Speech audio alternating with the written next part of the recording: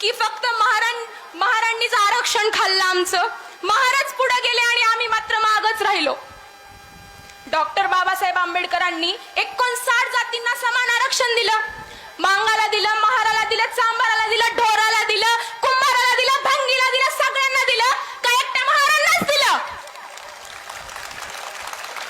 सगळ्यांना अधिकार समान होते, हक्क समान होते, कायदा समान होता. इतकंच काय तर संधी समान होत्या. मग फक्त महाराज का पुढे गेले? फक्त महारांचीच का प्रगती झाली? याचा विचार करा, याचं अवलोकन करा. महारांनी संघर्ष निवडला म्हणून महारांची प्रगती झाली.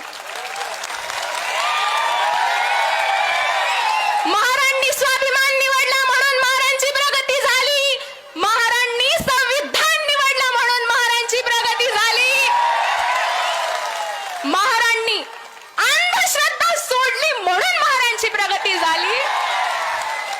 महारांनी शिक्षणाची कास धरली म्हणून महारांची प्रगती झाली.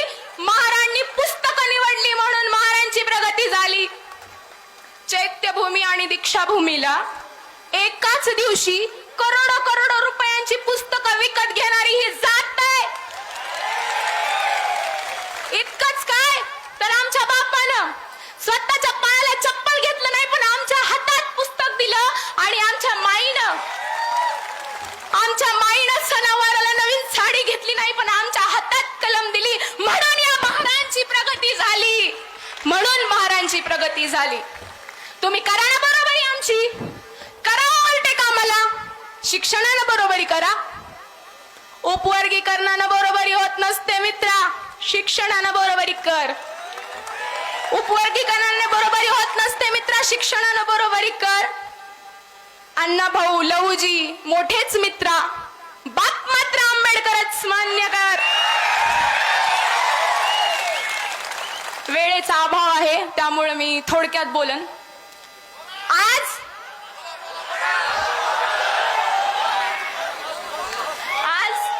आम्ही इथं कोणाचाही विरोध करण्यासाठी उभे नाहीत, पण आम्ही आमच्या हक्काच्या रक्षणासाठी नक्की उभे आहोत.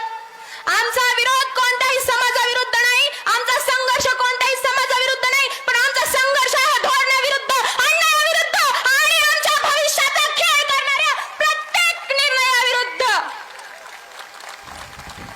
आज आम्ही इथं कोणाचाही हक्क हिरावून घेण्यासाठी उभे नाहीत, पण आमचा आवाज दाबला जाऊ नये म्हणून नक्की उभे आहोत.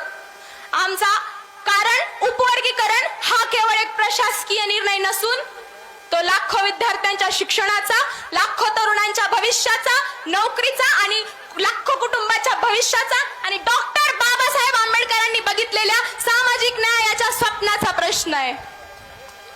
त्यामुळं वेळेचा अभाव आहे. शेवटी एवढंच म्हणन की सरकारला जर खरंच अनुसूचित जातींचा विकास करायचा असेल तर आम्हाला थेट 20% आरक्षण द्या. त्यामुळं शेवटी एवढंच म्हणेन, जगानं कितीही टीका केली आमच्यावर, आम्ही कुणा पुढे झुकणार नाही. जगानं कितीही टीका केल्या आमच्यावर, आम्ही कुणा पुढे झुकणार नाही. कारण संविधान लिहिलंय आमच्या बापानं, हे कुठल्या वरदानापेक्षा कमी नाही. आणि गर्व आहे आम्हाला आमच्या जातीचा, की गर्व आहे आम्हाला आमच्या जातीचा, कारण आमच्यावरती बाबासाहेबांशिवाय अजून कोणाचे उपकार नाही, अजून कोणाचे उपकार नाही. जय भीम, जय संविधान.